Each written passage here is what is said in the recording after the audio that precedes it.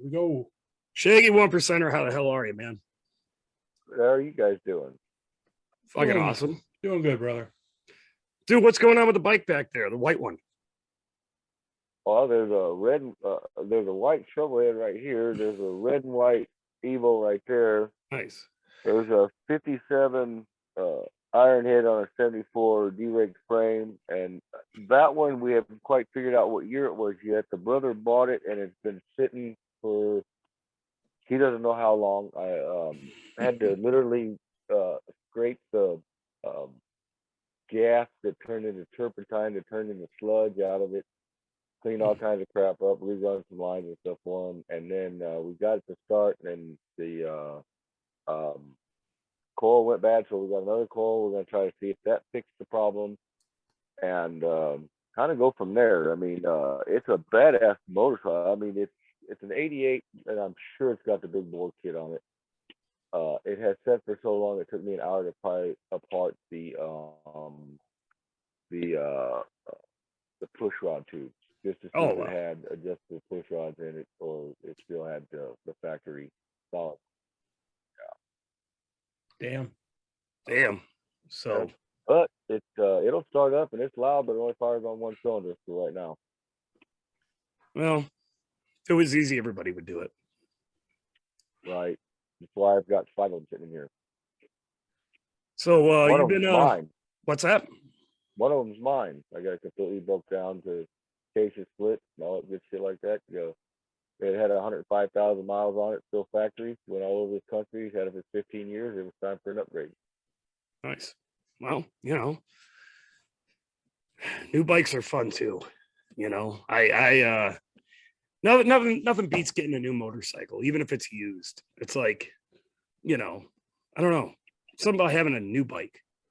Even if it's man. Not perfect. I work on them. So, after I have a policy here at my shop that your bike's never going to leave here unsafe or in good operating condition. So I always take them out and make sure they're safe and the brakes work. That the bearings ain't going to come out from apart and your tires ain't going to fall off and your motor ain't going to fall out. I kind of take a lot of pride in my work. So I've ridden just about all of them that I can think of, and man, my ass has been stuck in my softail for so long. I don't know if I don't like the baggers. I don't like the air ride suspension. I dig when you get the fast baggers. Like the fast road glides and street glides, man. If them things, man, they act like sportsters the way they handle, but the ride on them is it's like riding a rigid, man. I did all that shit in my youth. Riding my softail is the only thing is they don't beat my skinny ass up. Here's the thing. I would borrow Tank's softail from time to time because he's got a softail. And then what's that other bike you got that kind of sucks and you can't buy parts for anymore? My Victory. Oh yeah, that one. And I would borrow his softail because it doesn't suck. My bike would break. And my bike has got all aftermarket suspension, and it's made to be as sporty as possible. And it kicks my ass. I'm not gonna lie. My back is usually tore up after anything over 100 miles. I'm like, oh fuck, I'm getting too old for this fucking bike. But his softail, oh my god, the thing just floats down the road. It's great. But anyways, hey Shaggy. I mean, I've been all over the country. So tell us about Double D and what he's got going on. Well, so he's got a lot going on. He's the face of the National Council of Clubs, and the dude's super intelligent. I mean, he really puts a lot of time and effort and thought, and he just gives his all. And him and some other guys started the Motorcycle Profiling Project, and they've got a lot of things they're working on, and he's asked me to help write a few columns and stuff like that. He's a leader in this community that really puts this cause and puts this community above himself. He really makes it and really outshines he makes his club look really good when he does it. He is one of those guys that will definitely be the forefront for a long time for our motorcycle rights community. Whether it be the ABATEs, the MRFs, the other MROs like Three Minute Road Riders, and the other smaller MROs around the country. His this profiling thing, man, he's really got it down, and uh, he really pays attention and close attention to how these court cases are done with the profiling, how these court cases are done when it comes to, like, the Mongols case. That was a real big one. Matter of fact, the other night I actually sat down and watched the hearing with the Ninth Circuit Court of Appeals and the lawyer that represented the Mongols on that case. And I was really amazed at how that process works, you know. And Double D talked to me about a lot of stuff like that. And of course, it kind of goes in one ear and out the other because I don't have the brain pan that dude has. I mean, he's super intelligent. Another thing he is an expert witness for the motorcycle club community, which is something that's unheard of. The prosecutors will always find some kind of expert witness, whether it be Steve Cook or Fingers John or um, a Mike Cook or somebody off gangland that's written a book about bikers, that you always hear about. But there's never nothing there for the defense side, right? And Double D has become a part of that defense side, being able to expertly speak about motorcycle clubs, which is something that's unheard of. And it's very, very enlightening to know that a guy like that went through all that hard work to do that. They're wanting to get their podcast going again, and I think they're going to have Irish or maybe somebody else come speak to you about that, which is a good thing. They're wanting to kind of grow the motorcycle profiling to a bigger stage in the aspect of we have basically, for the lack of a better term, mainly white clubs that are a part of the NCOC and part of the MPP, that we need to get out there and encourage all bikers, whether you're white, black, blue, green, yellow, it doesn't matter. Bikers are bikers, clubbers are clubbers. We all need to kind of come together under this banner of fighting for our rights. Profiling is not a race thing; it's a biker thing, and it's a color thing. If you wear colors, man, law enforcement doesn't care what race you are. All they think is they've got some big bad drug dealing, womanizing, rape and pillager and bad man of the community. And 9 times out of 10, what they find is they got a sober, law-abiding guy who's probably just come home from work. Now, do you guys work at all with the MRF, the Washington lobby? Absolutely. Most of us that are on the NCOC are part of the MRF. We also have MRF reps. Like, I got to renew my subscription, but I'm the MRF liaison for the clubs here in the state of Missouri. We have a member, part of the NCOC's, the national MRF representative to the NCOC. And he stays locked in, man, on all the bills and stuff that's been going on. The NCOC works real closely with the MRF. Yeah, Wisconsin's got Hardtail Willard, Kirk Willard. Talk with him. He's a guest at one of our national council clubs meetings here a couple years ago down in Gulfport. I got to say, that man has got a stellar award-winning beard. Yeah, it's lengthy. It must be about 20 inches long. Oh yeah, remember that story was going up? Was it Rip Van Winkle or whatever? He falls asleep, he wakes up, his beard's down around his feet. Yeah. Yeah, his is always just so neat and trim and tidy, long and tight, Yeah. But it's all that shit they put in their beard. Me and my wife were talking about that earlier this morning. We were watching a movie, and one of the guys, his beard looked straight like they taped it on his face, you know.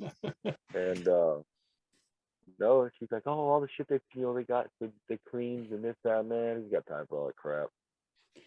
Now, I mean, you talk about motorcycle rights and trying to, make people aware, a lot of the civilian riders aware. Do you find that largely a lot of the groups, the motorcycle rights groups, are aging out from the citizen population?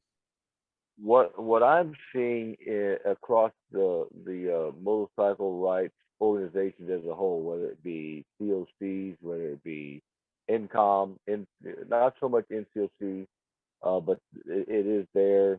What I see with MRF, ABATE, a lot of the other MROs, is that young guys aren't stepping up and being leaders. The old guys, it's not that they don't want to give up the mantle; it's they got nobody to give it up to. Yeah. My generation, our generation, and even younger, they all seem to want to be involved in it, but nobody wants to take the helm from these old guys. And there are a plethora of information, a plethora of things to learn from these guys, but they've done their hard work. These guys are in their late 60s, 70s, some of them pushing 80. Richard Lester, I believe, was like 85 or 86. And all these guys that have been doing this in the club life and in the MRO side of things, they're not being replaced, and these guys are not going to walk away from a good cause. Yeah. And some of them are going to meet death first. Our generation's got to start stepping up, and there's some things that I have in the works right now that I'm trying to facilitate stepping up to and trying to make better and trying to move forward for the future. Yeah, I mean, Tony Pan, he's been at it for probably over 40 years. Mm-hmm. From Wisconsin, Tony Pan Sanfilippo. Mm-hmm. He's probably one of the most well-known Wisconsin ABATE guys that kept it going. He actually, imagine doing this now. When they were going up against the state years ago in the 70s, he actually was one of the guys that burned one of the politicians in effigy, like on the Capitol grounds, or close to it. It was like right near the Wisconsin Capitol when they were fighting for the helmet laws. Imagine doing that nowadays. Right. It'd be like another January 6th deal. It'd be all kinds of hearings about it, and oh my God, you betrayed your country as terrorists, and this, that, and the other, and we've basically lawed ourselves out of everything. But when we want our rights to be observed, we want our rights to be recognized, and we don't want our rights to be violated, that's when the only time we want to speak up. But there's a lot of things that across this country that we don't speak up loudly enough for. And one thing bikers got to understand is we together as one voice. Whether one of the things I did with Missouri as the chairman of the COC here is I wanted to get ABATE, and I wanted to get the COC, and I wanted to get the Freedom of the Road Riders all in a room and working together, because basically we're all working for the same goal. We're basically working for the same things, whether it be helmet bills, or whether it be profiling bills, or whether it be, this fuel ethanol, percentage bill, the autonomous bills and shit like that, things that are going to affect bikers, whether it be somebody, making it a criminal act if you run a stop sign and kill a biker, not you ran a stop sign ticket and so sorry for him, he's dead. It's something that youngsters really need to step up to, and it's something that the old guys need to continue doing. What they're doing is passing on the information, but somebody really needs to step up. Yeah, I mean, it's an uphill battle. Go ahead, Dirty. I saw you were going to say something. Well, no, I was just, because I remember, what was it, a year or two ago? I guess ABATE was talking at another club's event, and they were talking about, the electric cars and autonomous vehicles. You know what I mean? And about how they don't even factor in motorcycles. you know, like they just don't even acknowledge that they're even on the road. You Yeah, know, they'll basically. recognize a person, they'll recognize a semi, they'll recognize another car, A bicyclist. Recognize a bicycle. yeah, Yeah. but for whatever reason they don't recognize motorcycles, which is kind of strange So to me. And when they signed this last transportation bill, there were several things that the MRF had input into. I'm sure ABATE had input into. I'm sure other MROs had input into. But what the language they kind of put in there was they wanted somebody from the motorcycling community to be a part of certain committees that they had. And one of those committees they wanted them to be a part of was the autonomous vehicle thing. And we did get that, right? There was a couple wins, I guess, we got out of that bill.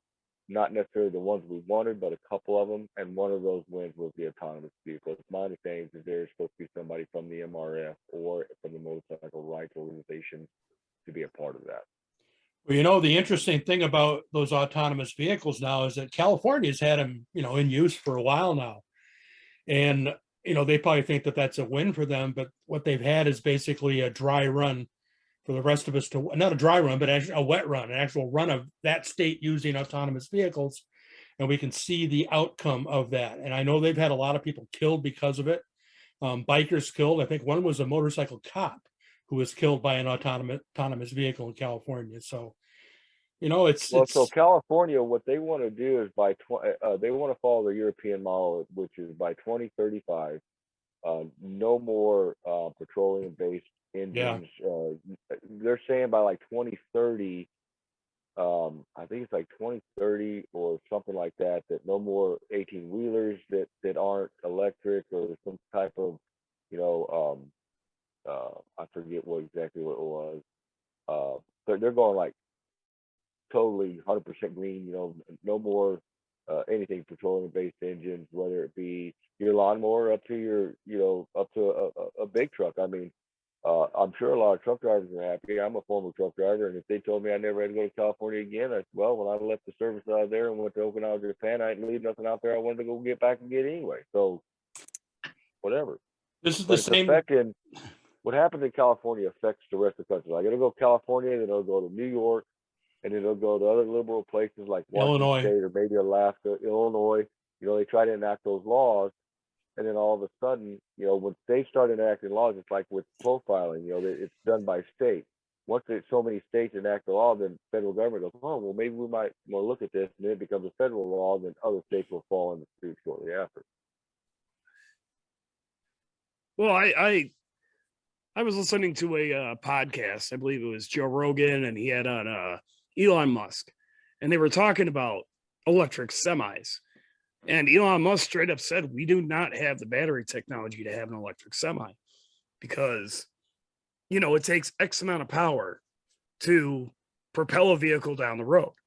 So in order to have a semi that can pull, say, you know, 25 tons or whatever the fuck, you know, he's pulling, they got to have X amount of batteries, which means they got to have X amount of power, which means they're going to be able to go for 150 miles and then recharge for a day and a half because they nuked them. So I don't even understand where they think they're gonna get the technology from, because the leading, you know, manufacturer. It's funny you say that. It's funny you ask that. This happens to be the industry that I'm in, you know, heavy equipment and today's technology. And one of the big things that we deal with in my industry is forklifts.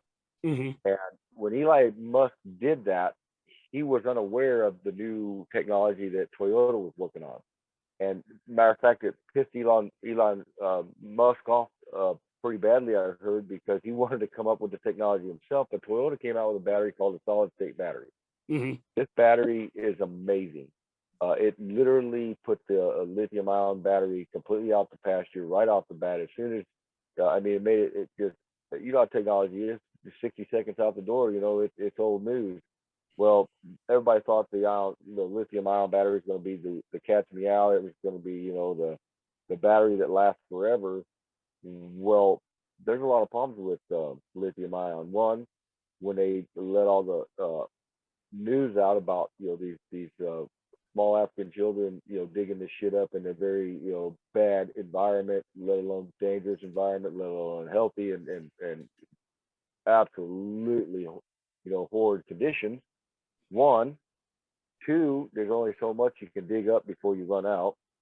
And three, being a master mechanic in this field, when a lithium ion battery, the state of charge goes out of it, so to a certain point.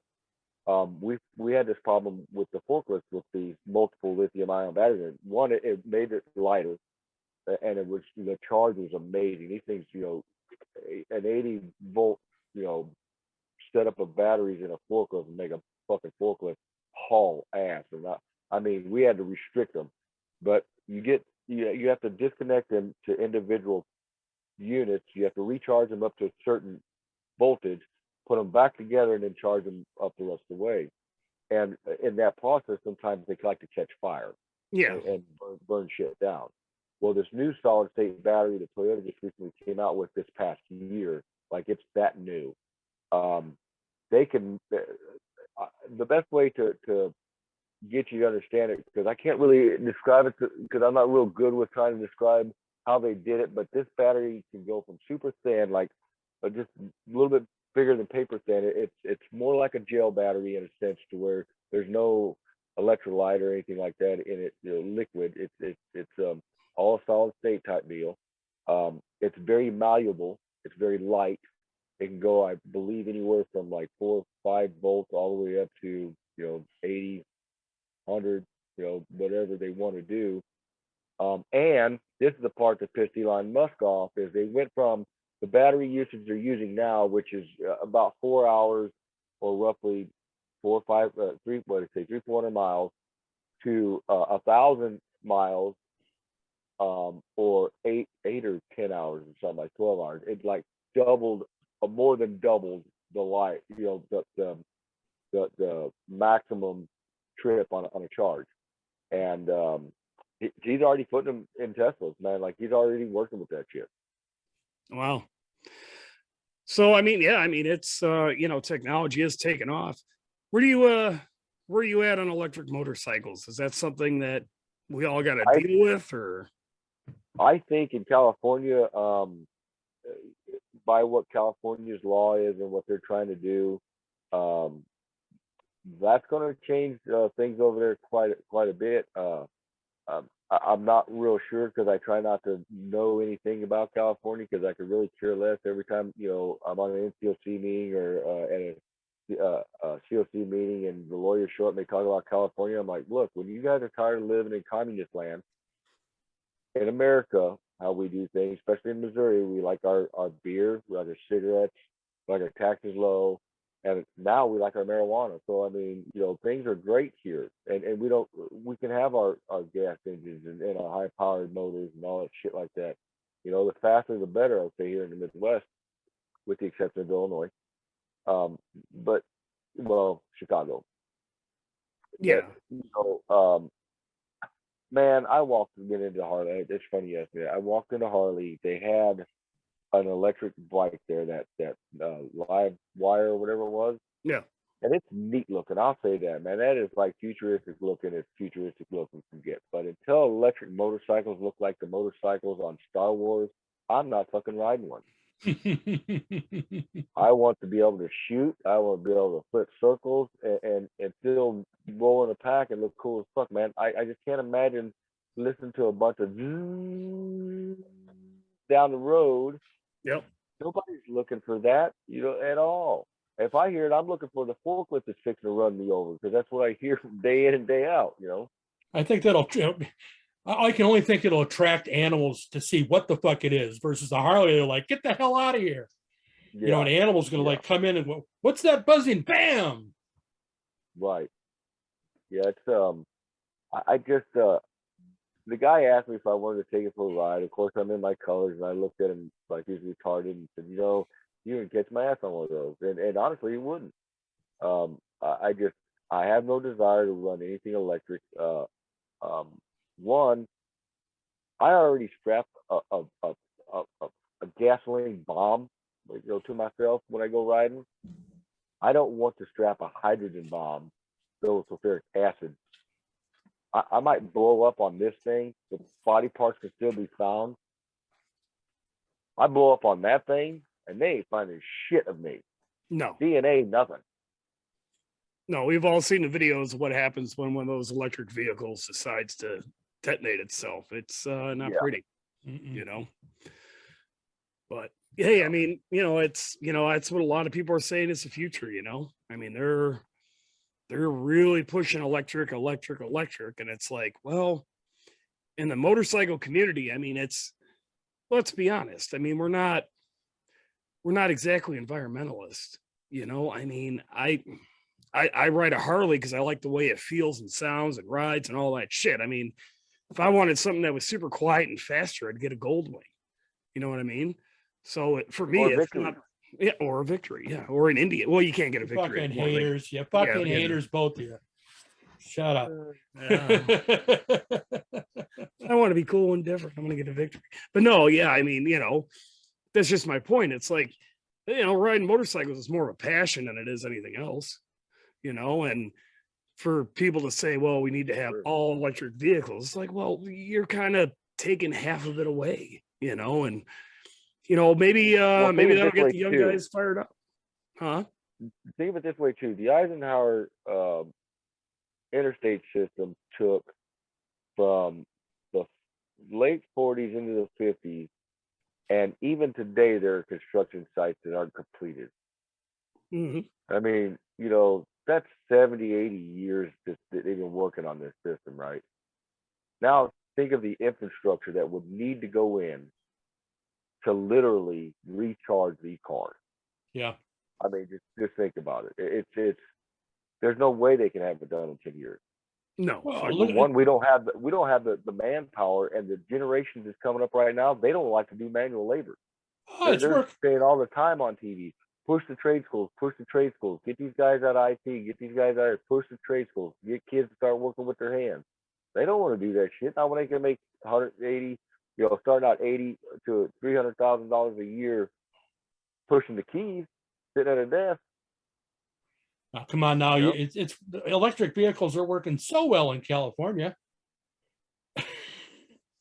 You're talking about logic of a state that said push towards electric, no gas motorcycles, right, or gas, anything.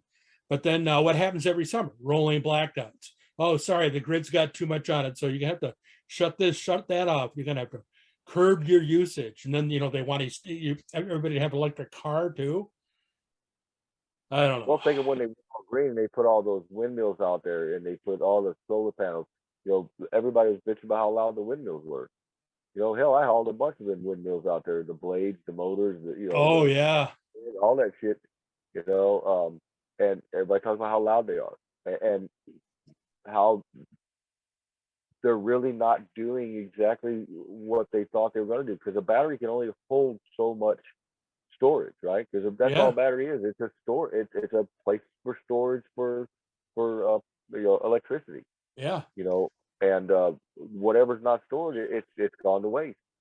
Well, and then the other part is that usually the cost of the replacement of the battery is more than the cost of the vehicle if you're going to do an economic vehicle. Just doesn't make sense. I mean, I was looking at videos, they had just huge, thousands and thousands of them in France, that they said, you know what, we're just going to buy all new ones and put these in the field because it costs more to replace the battery than it does to just buy a new one. So, tell me about the logic in that, Well, and recycling too. Well, think of the recycling of the old lead batteries, and I can remember in the service, when we used to have to get rid of the carcasses, man, we'd have to, make sure we got as much voltage out of it as we could, just drain the power out as much as possible, pop the caps off of it, turn it over. Shit had to go into a bin for recycling, a plastic bin, and that's all sulfuric acid. Yeah. That shit ain't nothing. There ain't nothing environmentally friendly about that stuff. Wow. I mean, that's some bad shit. Yeah. You back with us, Dirty? I guess not. Yeah. Okay. Yeah. You were on mute or something. Yeah, somebody showed up. Ah. So we were talking. Tell them, hey. Tank says, hey.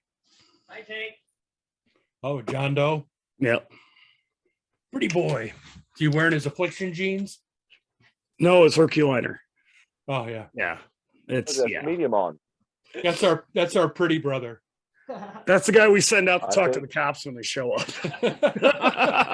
No tattoos, no facial hair. You know, Yeah, John, no, go I- talk to that guy. Go talk to those I guys. think every club has one or two of those. you got to have them. You know. Oh, Did you have sex with Lori yesterday, or no? We don't want to talk about that. No. Okay. who Pumpkin? He's the one. He's the one we send out to talk to bar owners too. He's our liaison to the public. Her nickname's Pumpkin. Oh, pumpkin. Yeah, I didn't even know that. Well, I've known her a while. hey, don't be stepping. Hey, man, I'll be in fucking Tank's Kool-Aid. Hey, Oh, step on your toes. Aren't you glad you took me off of mute? But yeah, like, well, Tank is in Florida. Just saying. Some hey, people man, need it's to all stay fair warm. game. It's all fair game. As long as you pay your taxes for it. Oh my fucking! I also back spilled my is- drink all over the place too. So yeah, I had to move the computer. So if it looks like I'm looking weird, it's because I didn't move the camera, I moved the computer. But yeah, I mean, I think once they start pushing electric vehicles and stuff like that, that might get the younger people more fired up because, everybody likes a real motorcycle. Nobody wants an electric bike. Well, so when it comes to the young guys, I'm starting to kind of see a little bit of a different trend from what I had seen the past 10 years. We could kind of all agree, we've talked, whether it be on the round table or, even Big Bone and I have talked several times and others, Black Dragon and I, and even throwing James in there, and me and Hollywood talked several times that the average age for the longest time for a prospect was between 35 and 45 and up, right? And I'm starting to see that kind of drop a little bit. So, some of these young guys are really starting to kind of get into the motorcycles, and they're getting into the older stuff. More often than not, I see these guys wanting to work on Evos and some on shovels and wanting to build their own. But with that, comes mentorship. Guys that are stepping up and teaching them that shit that they were taught by the older guys. I kind of try to be one of them. Guys bring their bikes here to the shop, and I'll sit with them and walk through them on what they need to do, and I'll let them do the hands-on work. And if they screw up, I treat them like I was treated, 30 years ago, as a young man learning mechanics. They walk out here with knots on their head. Well, yeah, I mean, we were all young once, and you got to, we were talking about that before we actually started recording, how we all used to be young and dumb, and you take your lumps, and Well, coming up is hard sometimes. Well, in this lifestyle, especially, it was hard back then because everything, we all believed in the unwritten stuff. We believed in less is more. Bylaws were a page, half a page. Now they're Library of Congress thick books, and everybody's got a rule for everything. And Oh yeah. we trade one, as the saying goes, we trade one government for another government. And the fact of the matter is, man, this lifestyle is about having a great time and riding motorcycles, flying your colors, brotherhood, racing when you can, fighting, fucking, sex, drugs, rock and roll, the whole scene. And people overcomplicate with stupid words like I make sure that I'm write this down, because on every platform I go on from now on, I'm going to talk about this. It's perception. Perception. Let me explain something to the MC community that listens to the Biker Lifestyle podcast. Please. Perception is a made-up word that was made up after lawyers got involved. It was made up after the Sons of Anarchy thing. It was made up after all these guys that came in to something that they perceived to be something that they found out it was not, and then tried to change it to what they wanted their perception to be. You talk to the old guys, you talk to the elders, the Vietnam era guys, the guys that raised me, the guys that raised Tank. I'm sure Dirty, you've been around a bunch of them, probably raised by some of them too. Um, we were told not to give a fuck what people thought about us. We were told, who cares? We know we're the outcast in society. We know we're not liked. We're not, but perception seems to be everybody's answer, and that's why motorcycle clubs were able to get so bloated like they got so much people involved, and now it's, oh, you can't say this, or you can't do this, or you can't talk like this, or you can't be like this. Well, you know, I've had a year of staying out of trouble, keeping my head in the sand. You know, every now and again I do a guest spot, but I've come to the conclusion that those old guys were onto something. They were right, and I don't care what people perceive of me. I don't care what people think of me. I didn't join this lifestyle because I wanted to be perceived as being something that I wasn't, or being something that maybe I should be. I joined this lifestyle because it was me. This is my fit. This is my family. The club I'm with is my family.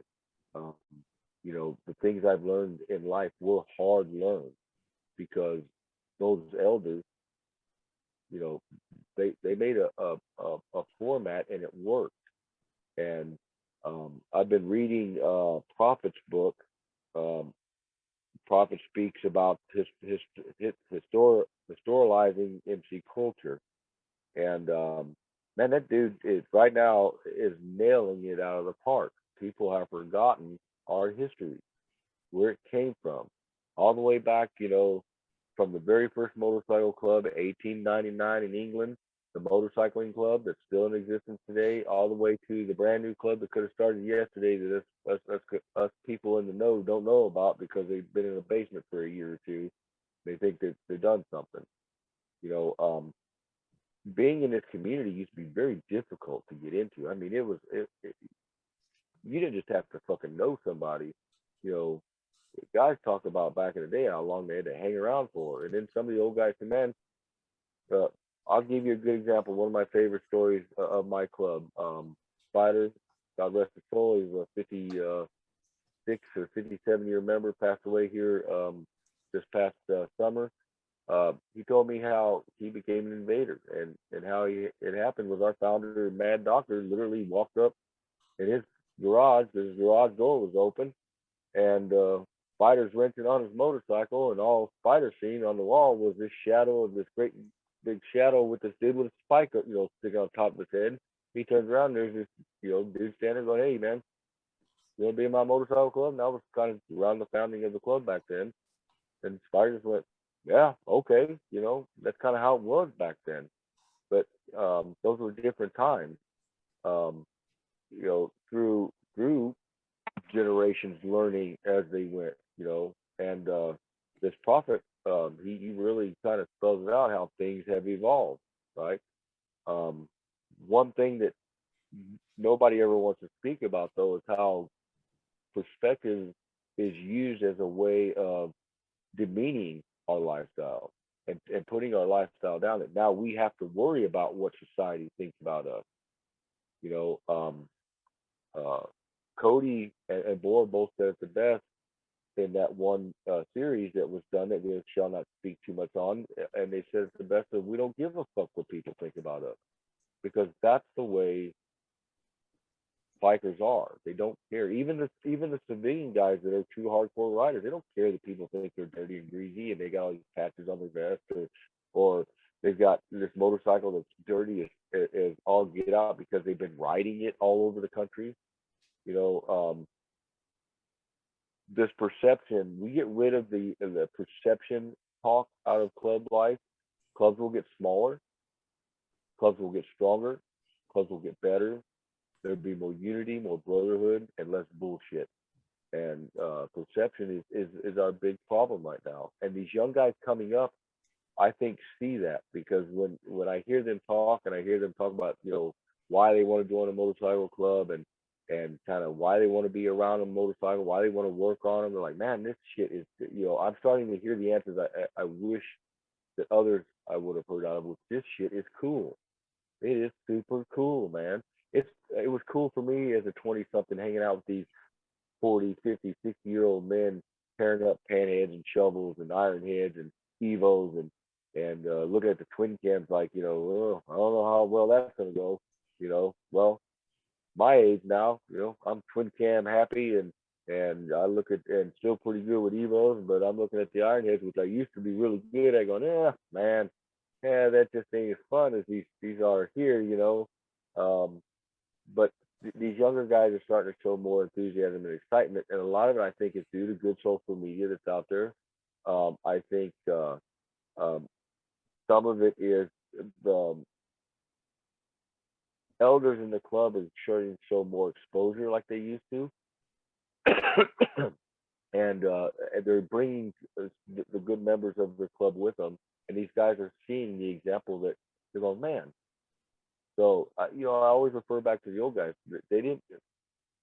They did everything right and wrong at the same time, but they put a concept together for all of us that are living it today that is just probably the perfect roadmap for how to live life freely and without people or caring how people perceive you.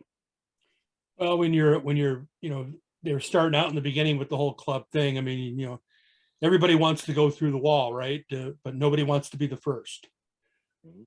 You know, and so, you know, it's always, you know, something new and something different on the other side of the fence. But like I said, those first guys breaking through that wall and those barriers to create what we have today, you know, did a lot of the tough work. Sure. You know, Well, the thing is, you can't replace time with anything. You have to have that quality time, especially within youngsters. OJT, man. On the job training. well, you know, I've also noticed that cultures change. You know, back in the day, I mean, your average biker had long hair and facial hair and, you know, listened to rock and roll and was all about the whole shebang. And now I'm seeing a lot of guys, I mean, in serious motorcycle clubs, they're fucking vegan and they have, you know, super short hair that's got a ton of fucking shit in it, and they got a face tattoo, and their fucking jeans are pristine. They probably cost $700. Their fucking shoes are fucking mint, and it's like, wow, this is what a biker is now, I guess, you know. And it's just the culture itself, you know. I mean, that's where we're, you know, where we're heading. You know, it's, you know, young guys, that's what they're into. You know, they're, you know, it used to be where you would wear a swastika or you'd wear a fucking lightning bolts on your fucking vest and nobody would bat an eye or they'd think you're just, you know, being a, you know, hardcore dude. But now it's like, oh no, dude, we don't do that. It's racist. I'm like, oh really? Oh, okay. I guess, you know. So it's just interesting to watch because motorcycle clubs are kind of a representation of the culture, you know, however you slice it. I mean, you know, you're not going to find a guy who's only listening to Led Zeppelin and has long greasy hair or riding a panhead anymore because that guy's 85 or 70. You know, now you're going to see a guy riding a Dyna or a Street Glide with, you know, designer jeans and a fucking, you know, whatever. And then he's going to, hey, can I join your motorcycle club? And you're like, dude, I don't know if you're going to fit in, man, because you're kind of clean cut. The I.e., evolution the guy that thing, just walked in. the evolution thing is part of, you know, life, right? But the one thing you can't never get away from, and it should never try to change, is your foundation. Yep. Foundation is what represents the whole thing.